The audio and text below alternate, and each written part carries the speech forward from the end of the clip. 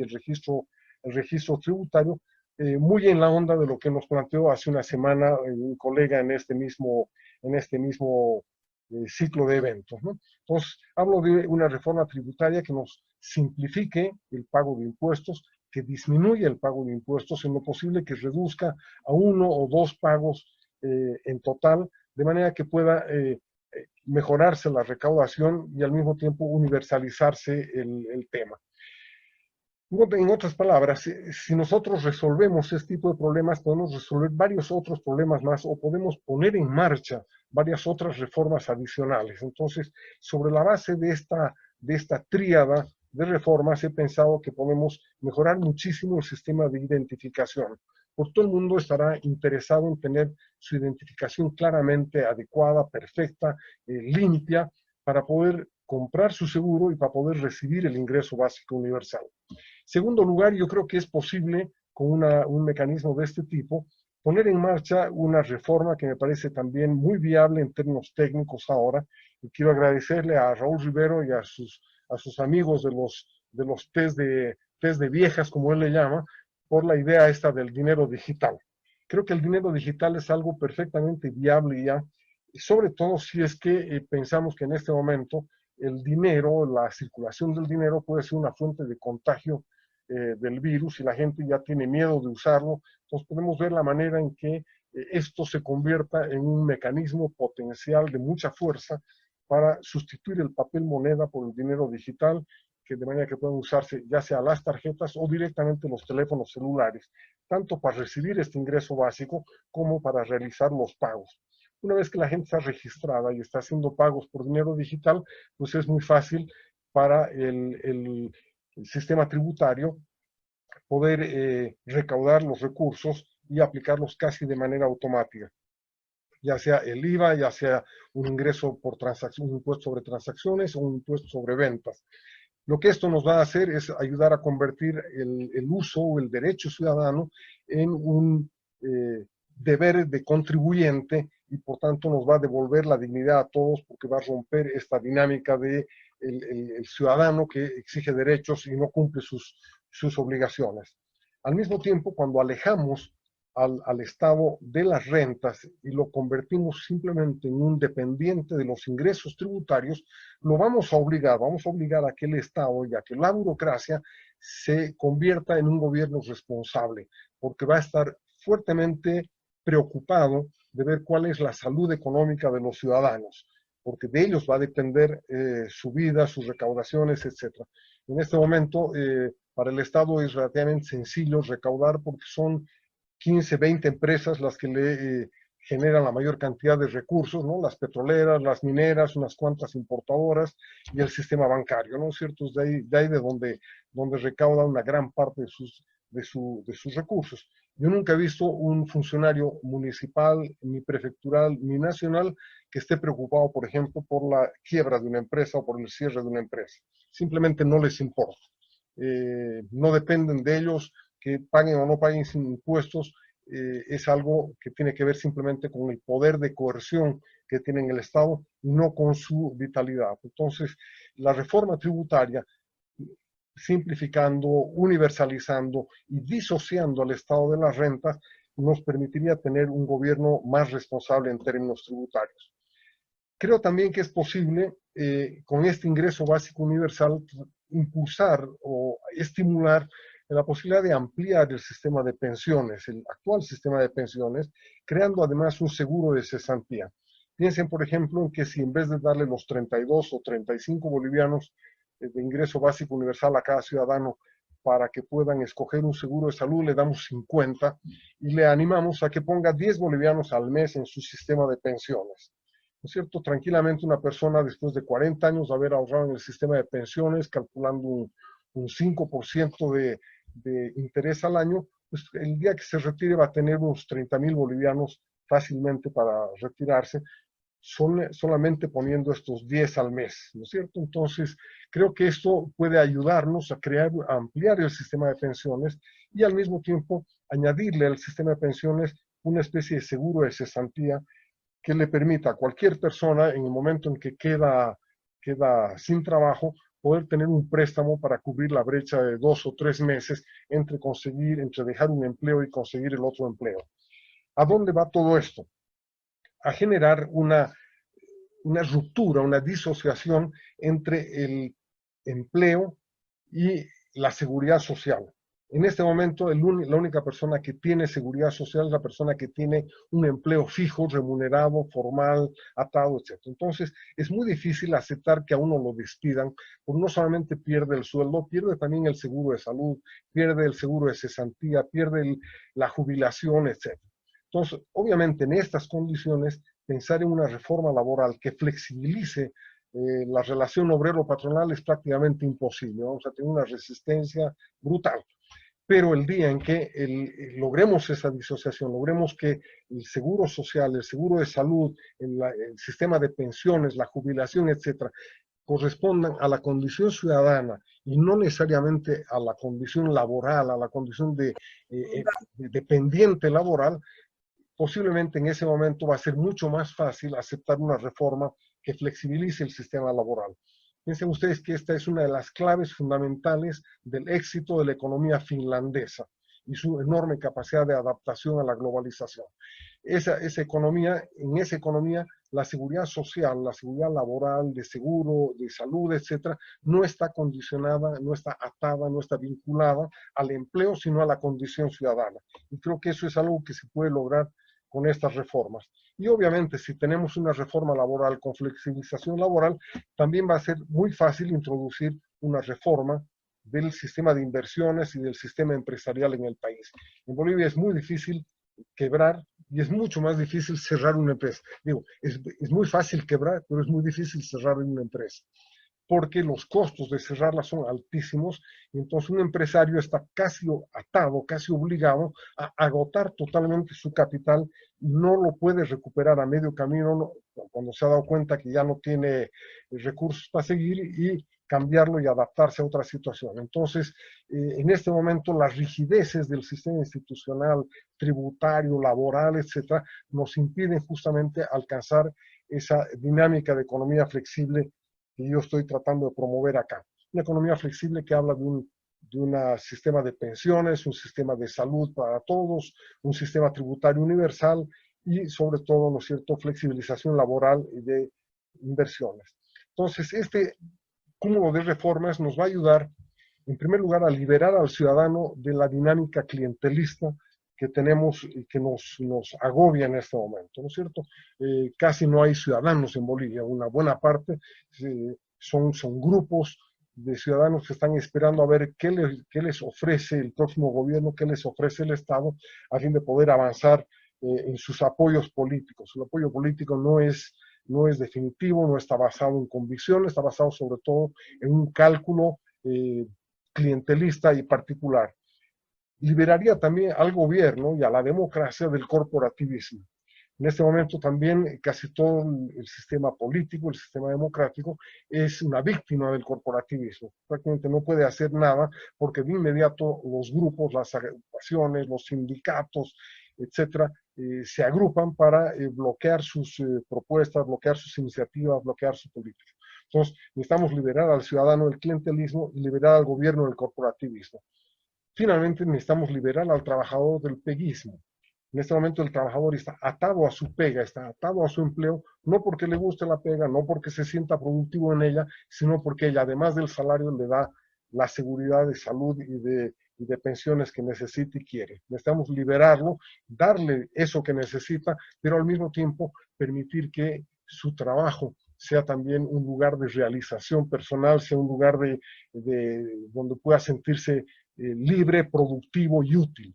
Y necesitamos liberar el capital del empresario también. Necesitamos permitir que los empresarios, una vez que inviertan sus recursos, si se dan cuenta de que la empresa no funciona, que el mercado está cerrando, puedan cerrar la empresa, recuperar parte de su capital y relocalizarlo, reasignarlo a otro tipo de actividades y a otro tipo de producciones. Estas cuatro líneas de liberación son las que nos permiten construir sobre esas tres reformas la economía flexible que necesitamos para avanzar lejos del chenco y del rentismo que nos han traído donde estamos. Este es sin duda un desafío muy grande, es un desafío enorme, nos va a llevar seguramente a luchar contra nuestras propias costumbres, contra nuestros hábitos, pero hay que reconocer que las reformas que son necesarias no nos van a dar empleo, tampoco nos van a dar la producción, pero sí son el punto de apoyo que, como decía Arquímedes, nos podría permitir mover el mundo. Insisto, no van a resolver el tema, no son generadoras de empleo y producción automáticamente, no son la economía digital por un lado, el litio por el otro, que son las obsesiones que tenemos en este momento, pero sí son el punto de apoyo que permitirá a cada individuo convertirse en un pequeño Arquímedes que va a tener la palanca para mover su propio mundo. Con esto, Juancho, yo quisiera terminar esta presentación y pedirle a Gonzalo que nos ayude a iniciar este debate. Muchas gracias, Roberto. Has cumplido exactamente los 30 minutos y eso ayuda. Y le pediría a Gonzalo Flores, conocido consultor internacional, que ha vuelto al país, está produciendo mucho a través de periódicos y papers, hacer el comentario respectivo. Adelante, Gonzalo. Dale micrófono, Roberto. Así es. Tal vez. Perdón. Adelante. Allá. Adelante. Ok, ahora sí, disculpen, por favor. Buenas tardes otra vez. Últimamente yo estoy predicando la brevedad y también la estoy practicando. Así que voy a tratar de consumir poco tiempo para dar lugar a que los otros participantes puedan intervenir. Yo conocí este trabajo de Roberto hace ya algunas semanas y me llamó muchísimo la atención por lo siguiente. Los cambios son posibles cuando empezamos a pensar de otra manera. Si seguimos pensando dentro de la caja, todas las soluciones son más de lo mismo. Por ejemplo, aumentar la disponibilidad de esto, aumentar la masa tributaria, simplificar los trámites, etc. Solo cuando cambiamos el ángulo de mira podemos generar perspectivas nuevas. Y lo que hemos oído es una propuesta desde un nuevo ángulo. No me propone cambiar una pieza del motor, sino 3 y hacer que en conjunto funcionen mejor. Y eso ya la hace más atractiva. Ya hay, yo diría, casi un consenso sobre la necesidad de reformar los impuestos. Esta idea está muy fuerte. He escuchado decirla a empresarios, a dirigentes de pymes, a investigadores e intelectuales influyentes. Solo necesitamos un empujón para convertir esta idea a fuerza en un consenso preelectoral. El resto es simplificación y cálculo. Hay que decidir qué impuestos se van a eliminar y a cuánto se van a reducir las alícuotas, pero yo creo que en este momento hay perdón, voy a tener que apagar esto, hay un consenso ya de que los impuestos deben ser reducidos.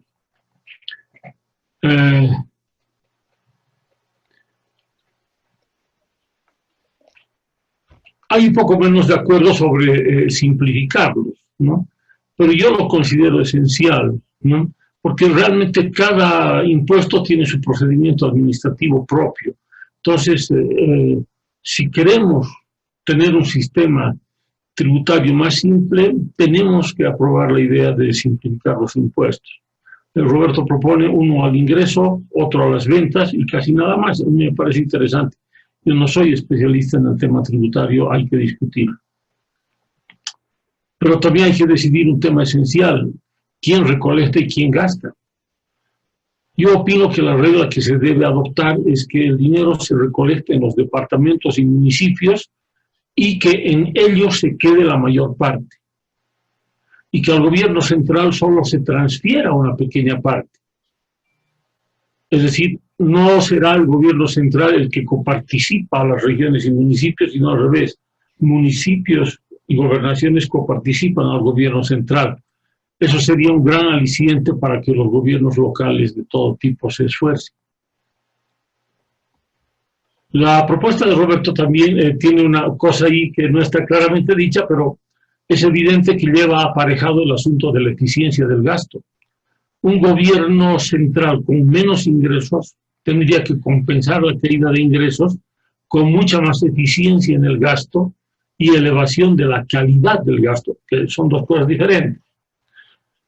Es un área esencial dónde se va a colocar el dinero, con qué criterios, qué resultados esperaríamos, etcétera. Yo creo que no puede ocurrir bien sin control social. No me refiero a las oficinas estas de control social que se han instalado en los gobiernos municipales, me refiero a la función de control social de la sociedad civil. Un asunto muy conectado es la idea de una renta universal. Qué gran esperanza, ¿no? Que toda la gente tenga un ingreso mínimo, pero seguro, aunque sea realmente muy chiquito. Concuerdo con que la rebaja de impuestos la haría viable y que sería un aspecto fantástico de un gasto con mejor calidad. Idem con los vouchers para salud. Cada uno debe poder escoger dónde va a atenderse. Los vouchers lo harían posible. Los establecimientos de salud competirán y al hacerlo serán mejores. Bueno, aquí hay toda una serie de teorías y de discusiones sobre las cuales no vale profundizar en este momento. Algunos establecimientos desaparecerían, pero no me sorprendería porque en Bolivia se han construido muchos hospitales que han quedado sin enfermos, simplemente porque la gente no acude a ellos. ¿Por qué no acude a ellos? Porque no tienen confianza, porque hay una distancia cultural, etc. Pero ¿qué pasa si empiezan a dar un servicio de buena calidad? Al escuchar la presentación de Roberto ahora decía, ¿y qué pasa si el triángulo se convierte en un cuadrado y le añadimos el tema de la reforma educativa? Yo soy un gran partidario no solo de descentralizar la educación, sino de soltar amarras en dos sentidos. Uno es de permitir que afloren muchísimas iniciativas de educación privada en todas partes, en las ciudades grandes, intermedias y en áreas rurales, que hay muchos esquemas de educación, pero que además se libere a los chicos de la escuela. Yo no encuentro absolutamente ningún sentido a asistir durante 12 años a una escuela para aprender lo que se puede aprender en casa en 7 u 8. Yo estoy juntando casos solamente por la vía anecdótica de niños y niñas de 3 y 4 años que llegan a la escuela ya sabiendo leer, porque tuvieron la suerte de que un tío o tía les regaló una tablet y con la tablet aprendieron a leer. Entonces, esos hechos me están gritando que hay maneras de aprender más eficientes y más breves de la escuela, que además solo prepara para entrar a la universidad. ¿Cuál de estas reformas que propone Roberto debe hacerse primero? ¿Son sucesivas, son simultáneas o primero hay que hacer la reforma tributaria? Yo creo que esta es la sucesión, hay que establecerla claramente. Roberto, al terminar su exposición, ha mencionado varios beneficios que podrían salir, beneficios adicionales: dinero digital, gobierno responsable, ciudadano contribuyente, identificación, pensiones y cesantía, varias cosas, y como resultado final de eso, menos clientelismo, no corporativismo, no peguismo, liberar el capital del empresario, etcétera, ¿no? ¿Es cierto o no es cierto? No podemos saberlo a priori, hay que ensayarlo para saber si ocurre. Pero si seguimos haciendo lo mismo y no cambiamos, realmente nada va a cambiar. Por consiguiente, esta es una reforma a la que yo adheriría prácticamente sin dudar. Eso es todo lo que tengo que decir. Muchas gracias. Muchas gracias, Gonzalo. Has cumplido.